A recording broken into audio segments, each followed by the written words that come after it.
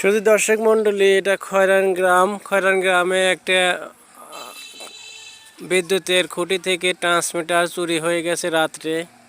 গতকাল রাত 11টার দিকে এই খাম্বা থেকে দেখতে পাচ্ছেন যে কিভাবে এই খাম্বায় ওঠা হয়েছিল।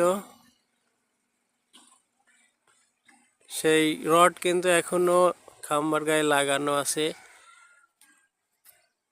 ধারণা করা হচ্ছে যে এখানে ওঠার পরে চোর ওইখান থেকে কেটে ট্রান্সমিটার মাটিতে ফেলে দেয়, যার কারণে এখানে কিন্তু তেলের দাগ রয়ে গেছে।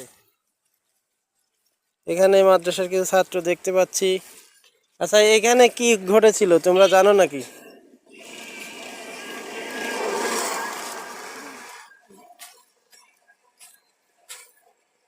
এই খাম্বায় নাকি ট্রান্সমিটার চুরি হয়েছে, জানো নাকি তোমরা?